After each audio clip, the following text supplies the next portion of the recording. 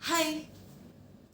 अभी आजकल एक हॉट टॉपिक बन गया इंटरनेट पे इटली की प्राइम मिनिस्टर मेलोनी। कुछ दिन पहले नरेंद्र मोदी जी के साथ और अब मिस्टर ट्रम्प। खैर नरेंद्र मोदी जी के साथ तो क्या कहूँ, यही कह सकती हूँ कि जिस जेंट्री में हम जी रहे होते हैं ना, उसका एक बहुत बड़ा हिस्सा,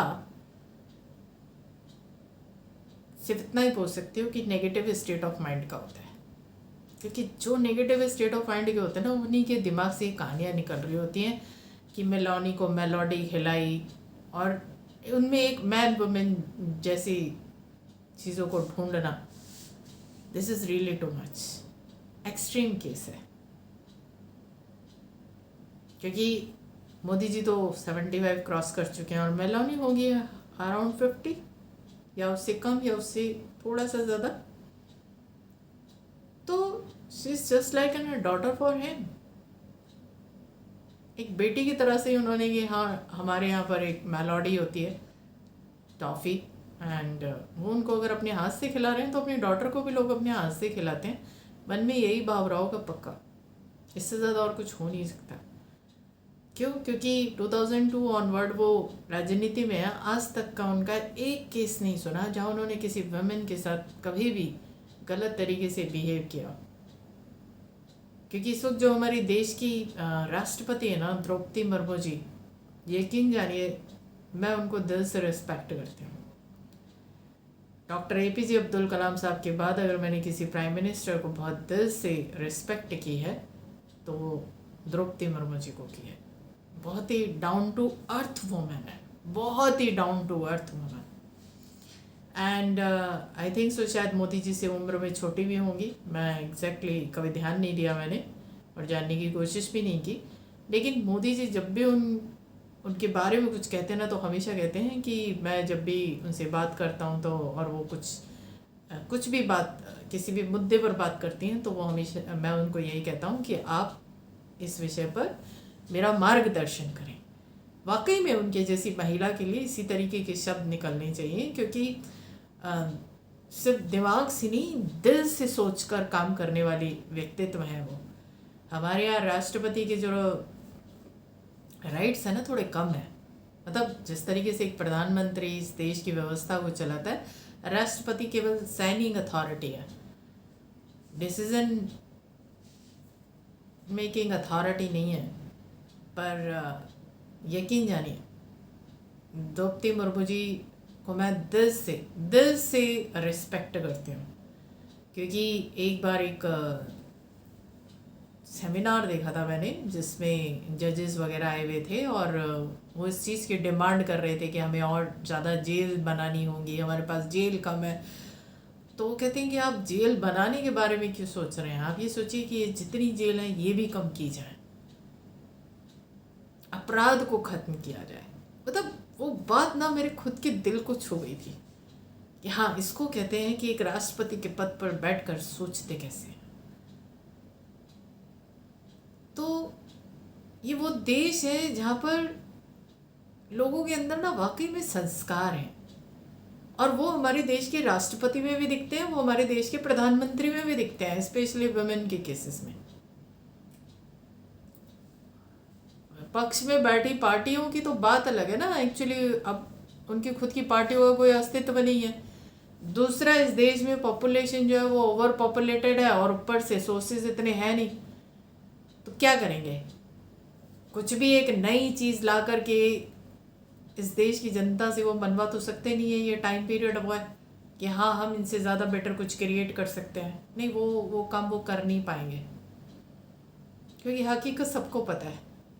तो उनके पास फिर ऐसे मुद्दे होते हैं कि मोदी ने मेलोनी को चॉकलेट खिलाई या इटली का पिज़्ज़ा, समथिंग लाइक दैट।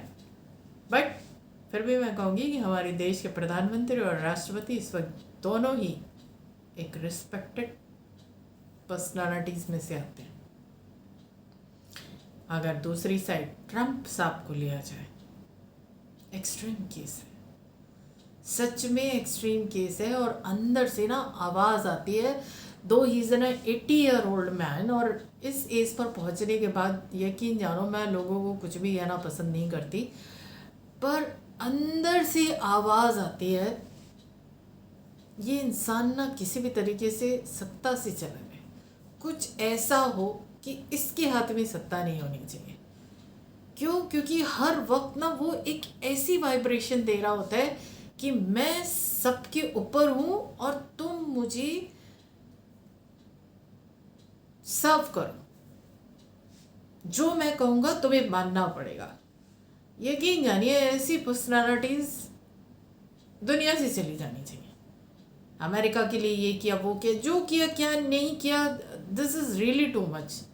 मतलब पूरे इंटरनेट पे ही नहीं बल्कि पूरे इटली ने उठा करके ट्रम्प को जो जवाब दिया है ना, मैं तो कहती हूँ बहुत सही किया।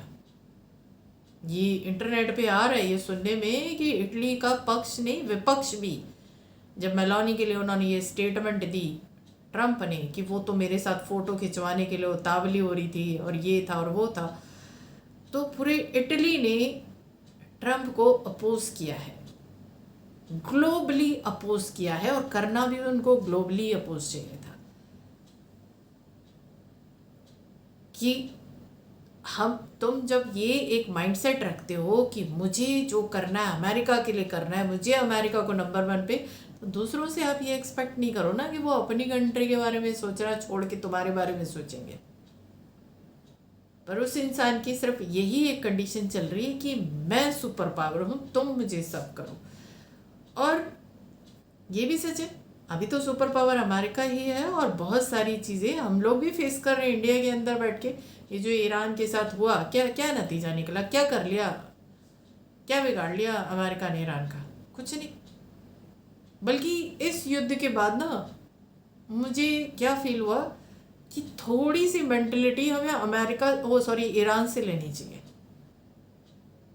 चाहिए। हमें झुकना ही नहीं चाहिए। ईरान कितना भी अंदर तक डैमेज हुआ होगा वो मैं नहीं जानती, और पक्का हुआ होगा, लेकिन फिर भी वो अमेरिका के आगे झुका ही नहीं, बल्कि अमेरिका को आगे बढ़ के समझौता करना पड़ा। अब कितना कामयाब होगा कितना नहीं ये मैं नहीं जानती, पर इस एंटायर एपिसोड ने मुझे एक ही चीज़ फील कराई कि कहीं ना कहीं हमें अपने अंदर इस क्वालिटी को जनरेट करना चाहिए कि अपने देश के लिए हम झुकना तो छोड़ो, सोचेंगे ही नहीं तुम्हारे बारे में। मतलब जिस तरीके से ईरान ने अमेरिका को अपोज किया है, मैं तो यही बोलूँगी कि इसमें जो हार हासिल हुई है ना वो अमेरिका को हुई है। कुछ नहीं बिगाड़ सका अमेरिका ईरान का। तो ये चीज़ तो इन 2-3 महीनों में जब से ये युद्ध स्टार्ट हुआ था मैंने लर्न की है कि हाँ, इस तरह की एक स्टेट ऑफ माइंड को अपने अंदर क्रिएट करना ज़रूरी है। ऑब्वियस है मैं पॉलिटिकल पार्टी में नहीं हूँ, और तो एक बहुत ही मिडिल क्लास और ऑर्डिनरी सी पर्सन हूँ अभी टिल डेट। आगे क्या होगा मुझे नहीं पता, पॉलिटिक्स में जाने का मेरा कोई इरादा नहीं है, और शायद जिंदगी इस लाइफ टाइम में ये मौका भी ना मिले कि मैं दूसरी कंट्रीज़ के साथ कोई काम कर सकूं। लेकिन अब जहाँ भी हूँ और जिस भी सराउंडिंग्स में हूँ, इस युद्ध ने मुझे एक चीज़ सिखाई है कि नेगेटिविटी को अपोज करना है, उसको बता देना है कि ये तुम्हारी लाइन है, इससे नहीं क्रॉस कर सकते। ये मैंने सीखा है। कितना भी डैमेज हुआ ईरान पर झुका नहीं, सही किया। और ट्रम्प अभी मेलोनी को लेकर के जो स्टेटमेंट उन्होंने जारी किए, क्या ही बोलो, आज शब्द बोलना नहीं चाहती, अंदर से आवाज़ तो आ रही कि बोल दो, पर नहीं मैं नहीं बोलूँगी। पर मुझे ऐसे लगता है कि सत्ताओं में तो छोड़िए, ऐसे इंसानों को दुनिया में भी नहीं होना चाहिए। और अमेरिका के लोगों को जो ये फील होता हो कि हाँ हमारा राष्ट्रपति जो है हमारे लिए कुछ कर रहा है, तो तुम लोग ऑलरेडी नंबर 1 की पोजीशन पर हो, और आगे बढ़ने का मतलब होता है एक सही व्यक्तित्व को अपने अंदर धारण करना।